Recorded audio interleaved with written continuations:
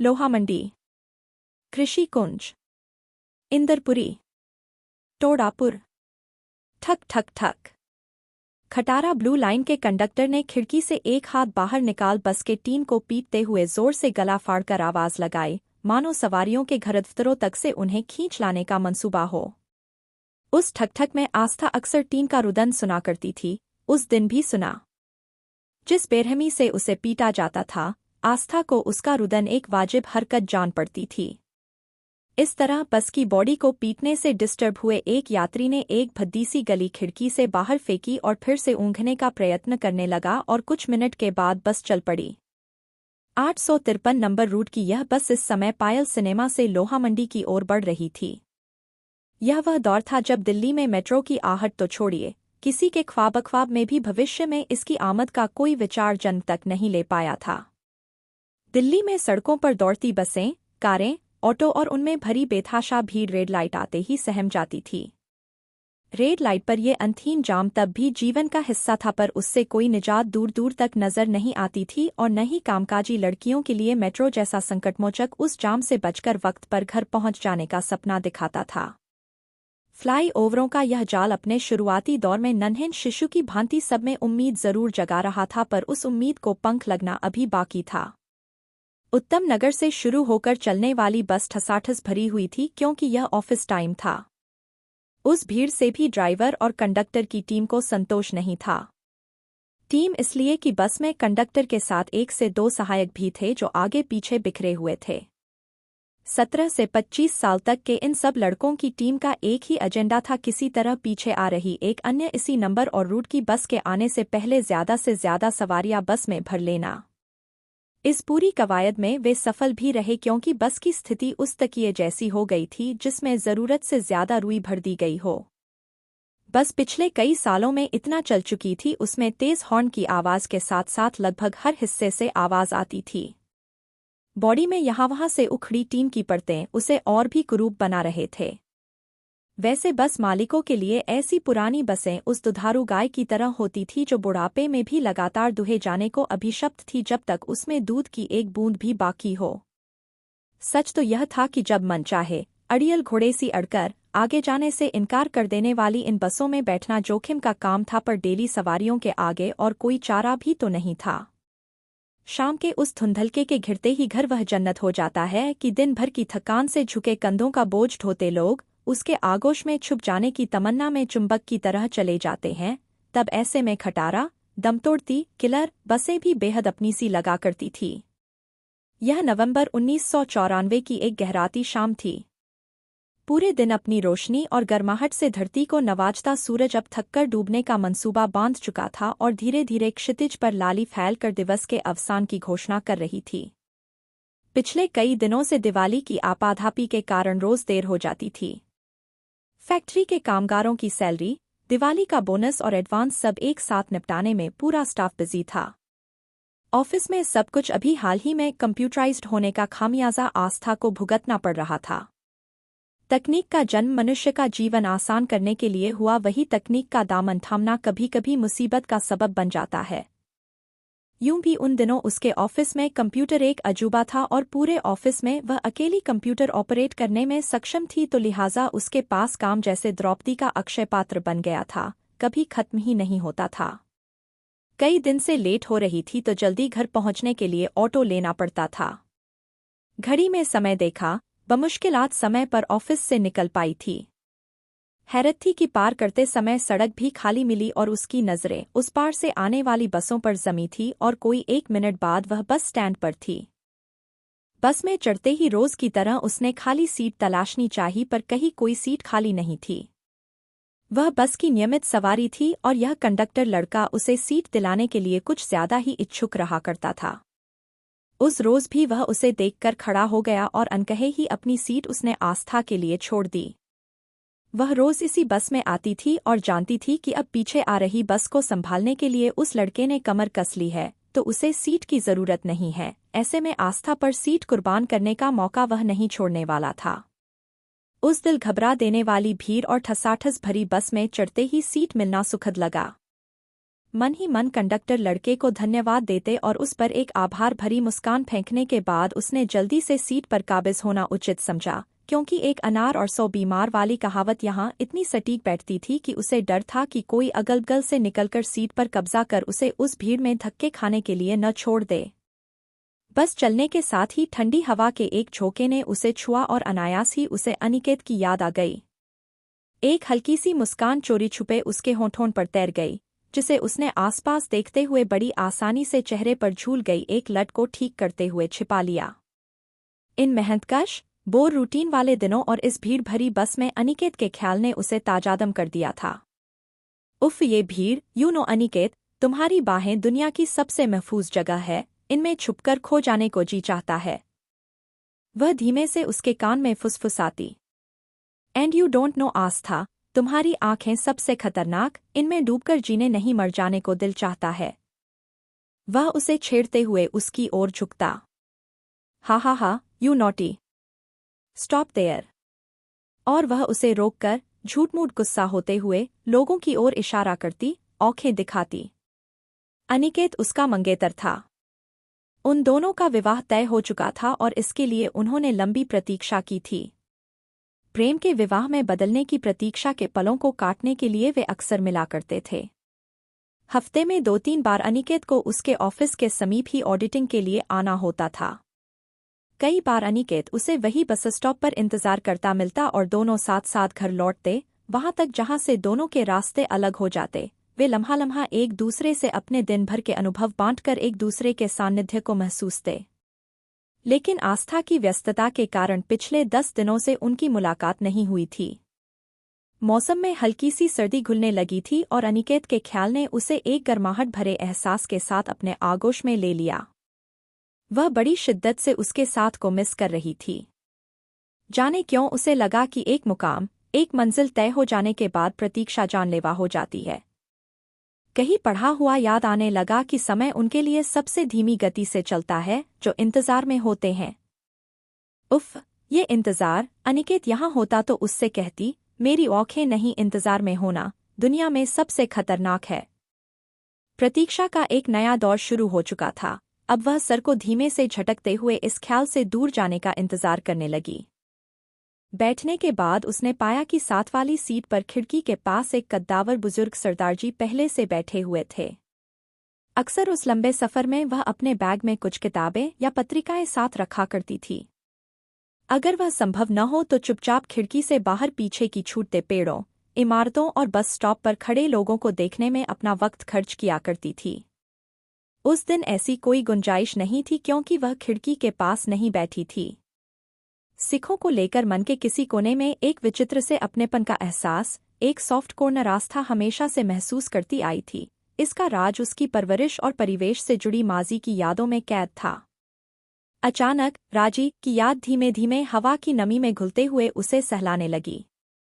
राजी यानी रंजीत कौर, उसके बचपन की सबसे प्यारी दोस्त, अब उससे दूर, कहीं बहुत दूर थी। राजी की याद अकेले नहीं आती थी, जब आती थी तो अपने साथ जाने कितनी खट्टी मीठी यादों को भी लाती थी। कहीं कुछ था उनसे यादों से जुड़ा कि आस्था एकाएक असहज हो जाती और यादें धीरे धीरे एक भयावह अतीत के एक काले एपिसोड में बदल जाती। स्मृतियों के पुल का दूसरा सिरा खो चुका था और उस होकर गुजरने वाले लम्हे बेमकसद यूं ही हवा में लहराते एक भयावह कोलाज बना रहे थे। तंगाई, किरपाण, चीखें, चलते टायर, बिखरी हुई चीजें, जली हुई लाशें और कई जागती रातें। वे रातें जो राजी को उससे हमेशा के लिए जुदा कर अपने साथ ले गई, कभी न लौटने देने के लिए। उस सुहाने मौसम में भी एकाएक कनपटियों पर पसीने की कुछ बूंदें चुआई। एक सिहरन उसकी रीढ़ की हड्डी से उतरती हुई उसके पूरे वजूद को हिला गई। अजीब सी बेचैनी महसूस हुई तो उसने बैग से अपना रूमाल निकाला और यूं ही बेमकसद सामने की सीट की ओर देखने लगी। उसके ठीक सामने वाली सीट पर एक महिला अपनी बेटी के साथ बैठी थी। बार बार सीट पर गिरते उस शराबी शोहदे से बचाकर बेटी को तो खिड़की के पास बैठा दिया था, जो गाड़ी में चलते एक चलताऊ गाने पर झूम रहा था और खुद सिमटते हुए बार बार बेचैनी से पहलू बदल रही थी। अपने पौरुषीय प्रतीक को बार बार उसके कंधे पर चस्पा करते उस इंसान रूपी जानवर को देखकर आस्था दिल चाहा जोर से झापड़ रसीद कर उसे बस से नीचे धकेल दे कि तभी कुछ लोग सरक कर बीच में आकर खड़े हो गए और उसका खौलता खून भी आदतन शांत होने लगा। यूं भी ऐसे दृश्य बस में आम थे, बसों में भीड़ के साथ ऐसे लोगों को भी झेलना महिलाओं का नसीब था। बस तेजी से मंतव्य की ओर दौड़ रही थी।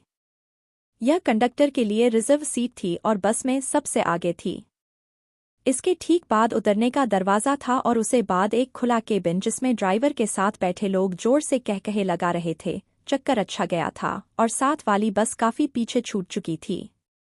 अमूमन इस दौर में सड़कों पर खासकर इस रूट पर ब्लू लाइन और रेड लाइन बसों का राज था। हालांकि कुछ टीटीसी की बसें भी खानापूर्ति करती नजर आ जाया करती थी। उत्तमनगर से बनकर चली यह बस और इस रूट की तमाम बसें मायापुरी और नारायणा जैसे इंडस्ट्रियल एरिया से गुजरते हुए उन तमाम कामगारों के लिए वरदान साबित होती थी जो साइकिल से एक कदम आगे बढ़कर बस की सवारी अफोर्ड कर सकते थे। वही इंदरपुरी से लेकर पूसा, राजेंद्र प्लेस से लेकर देवनगर, खालसा कॉलेज तक यह ऑफिस में काम करने वाली सवारियों का भी बड़ा सहारा थी जो अपने कपड़ों की क्रीज संभालते हुए रोजी रोटी कमाने इस विशालकाय मानवीय समुद्र में खो जाने के लिए रोज घर से निकलते थे। बस इस समय लोहा मंडी से आगे कृषिकुंज पहुंचने ही वाली थी कि अचानक जोर से ब्रेक लगा और बस में चीख पुकार मच गई। वह ऐसे झटकों की अभ्यस्त थी और खुद को संभाल गई, पर सरदार जी के साथ कहीं कुछ हुआ था जिस पर उसका ध्यान ही नहीं गया। हुआ यूं कि ड्राइवर कंडक्टर टीम की सारी आशंकाओं को सच साबित करते हुए पीछे आ रही इसी नंबर की दूसरी ब्लू लाइन एकाएक इसे ओवरटेक करते हुए स्टैंड पर इसके ठीक आगे खड़ी हो गई। लिहाजा उसके इस अप्रत्याशित कदम से इस बस के ड्राइवर को एकाएक ब्रेक लगाने पड़े। नतीजन बस को तेज झटका लगा और कितनी ही सवारियां आगे की ओर गिर पड़ीं। हालांकि यह पहली सीट थी, पर आस्था जैसी नियमित सवारियों के लिए यह बेहद मामूली बात थी, तो वे संभल भी गए। झटके से संभलकर उसने देखा, साथ बैठे सरदार जी के सिर से खून बह रहा है। असल में जब बस जोर से रुकी तो वे खुद को संभाल नहीं पाए और उनका सिर आगे डंडे से जा टकराया। उस खटारा बस में जगह से बस की बॉडी में निकले हुए लोहे के किसी पतरे से उनके सिर के टकराने पर माथे पर कट पड़ा और खून बह निकला। उसने जोर से कंडक्टर को पुकारा और फर्स्ट एड बॉक्स लाने को कहा, और कुछ पास न होने पर उसने अपने रूमाल को उनके माथे से लगा दिया। शायद सिर टकराने से उन्हें हल्की मूर्छा भी आ गई थी। यह सब बस कुछ सेकंडों में ही घटित हुआ और धीरे धीरे वे होश में आने लगे। आस्था खड़ी हो गई थी और एक हाथ उनके कंधे पर रखे हुए, दूसरे से उनके सिर पर रूमाल लगाए हुए थी। उनकी आंखें खुली, कुछ ही क्षणों में वे सारा माजरा समझ गए थे। अनुभव बिना पूछे ही सिलसिलेवार रहस्य की सारी परतें खोल देता है। सारी सवारियां अपनी अपनी राय देने लगी और कंडक्टर फर्स्ट एड बॉक्स ढूंढने का अभिनय कर रहा था। हालांकि वह जानती थी कहीं कोई फर्स्ट एड बॉक्स होता तो उसके हाथ में सौंप दिया जाता। उसने एक हाथ से जल्दी से अपने बैग से छोटी पानी की बोतल निकाली और बेहद तेजी से उस रूमाल को खिड़की से बाहर धोकर गीला कर उसे पलटकर फिर से उनके माथे पर लगा दिया। खून अब शायद रुक गया था और अचानक उस तक एक एंटीसेप्टिक क्रीम पहुंचाई गई जो पता नहीं कंडक्टर ने दी थी या किसी सवारी के बैग से निकली थी। थोड़ी क्रीम सरदार जी के माथे से लगाते हुए उसने चैन की सांस ली। खून सचमुच बंद हो गया था। सरदार जी ने स्नेह से उसके सिर पर हाथ रखते हुए बैठने का इशारा किया। उनके भारी भरकम हाथ ने अनायास उसे घर से कुछ दूर खड़े विशाल बूढ़े बरगद की याद दिला दी थी, जिसके साए में खेलते हुए वह हमेशा खुद को महफूज महसूस करती थी। एक अजीब से एहसास ने उसे घेर लिया था। जीवन में पिता का मौजूद होना शायद ऐसे ही बरगद की छाव में होने जैसा सुख देता होगा, वह सोच रही थी। उनके इस इशारे का तात्पर्य था कि वे ठीक महसूस कर रहे थे और अब वह वापस अपनी सीट पर बैठ सकती थी। उसने एक भरपूर नज़र सरदार जी पर डाली तो पाया करीब वे 70 से 75 साल की आयु के मजबूत कदकाठी के बुजुर्ग थे। ठीक उसके दादाजी के उम्र के, करीब 6 फुट का कद, जो शायद अपने समय में बहुत शानदार लगता होगा। चौड़े कंधे, जो अब कुछ झुके हुए प्रतीत होते थे, और बड़ी बड़ी लाल आंखें थीं। वृक्ष के वलयों से यदि उसकी आयु का पता चलता है, तो चेहरे पर पड़ी हर झुर्री भी उम्र और अनुभव के सारे राज आपके सामने रख देती है। हल्के क्रीम कलर का पठानी सूट और हल्के पीले रंग की पगड़ी पहने हुए वे बहुत आकर्षक व्यक्तित्व के मालिक नजर आते थे। उनका चेहरा खुशमिजाज था और चेहरे पर अब हल्की सी मुस्कान थी, किंतु बड़ी बड़ी उदास आँखें एक अजीब सा खालीपन लिए विरोधाभास उत्पन्न करती थी। यह विरोधाभास हौले से उसे कचोट गया। बस अब राजेंद्र प्लेस पहुंचने वाली थी।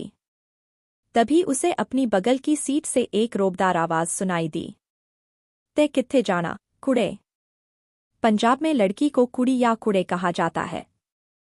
ठेठ पंजाब में बोली जाने वाली पंजाबी में वे पूछ रहे थे, उसे कहा जाना है। वह थोड़ी पंजाबी जानती थी। उसने जवाब दिया, जी मैं ते इत्थे ही थोड़ा अग्गे देवनगर उतरना है। इससे पहले वह बात करते हुए हिचकिचा रही, पर देर से कुछ शब्द उसके ज़ेहन को मथ रहे थे और बाहर आने को बेकाबू थे। जाने क्यों उनके सवाल ने उसे हौसला दिया और किसी संबोधन की तलाश में खोने से पहले ही वह कह बैठी, ट्वानू टिटनेस दा इंजेक्शन लवाना जरूरी है। तुसी इस उम्र विच कल्ले आया जाया न करो। सरदार जी ने उसकी ओर देखा। कुछ पल वे यूं ही देखते हुए कुछ कहने का प्रयास करते रहे।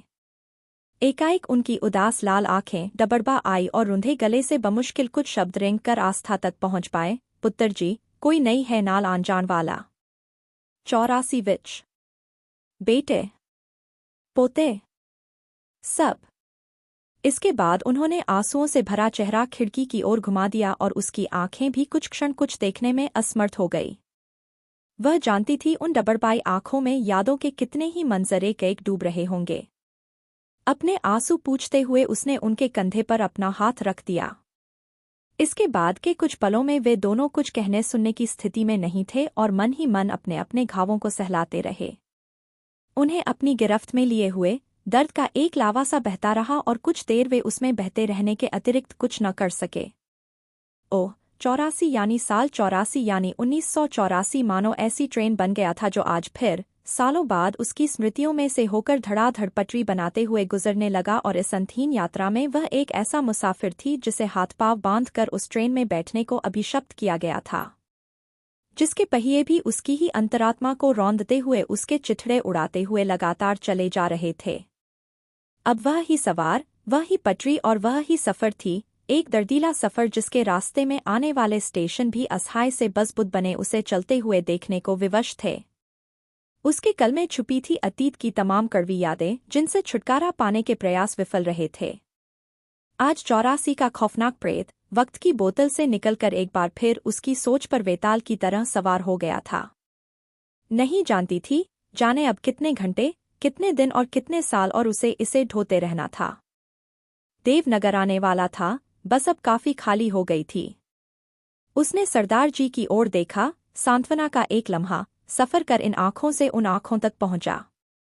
उन लाल आंखों ने उसे आश्वस्त करने वाली एक नज़र से देखा और अनबोले ही उसने उनसे विदा ले ली। बस रुकने पर चुपचाप रेड लाइट पर नीचे उतरकर अगली बस पकड़ने के लिए बस स्टैंड की ओर पैदल चल पड़ी। एक अनजाने अदृश्य बोझ से उसके कदम बोझिल हो चुके थे, मानो एक एक पैर कई मन का हो गया था और अचानक उसे लगने लगा जैसे वह खुद को ढोते हुए चल रही है। लगभग घिसटते हुए वह सड़क पर भीड़ के एक रेले में समा गई थी। हालांकि वह जानती थी दो लाल आंखें और एक उदास शाम अब भी उसका पीछा कर रही थी। भगवती चरण वर्मा की पंक्तियां अब किताब से निकलकर उसके ज़ेहन पर काबिज हो रही थी। जीवन रेंग रहा है लेकर 100 संशय, 100 त्रास और डूबती हुई अमा में। आज शाम है बहुत उदास।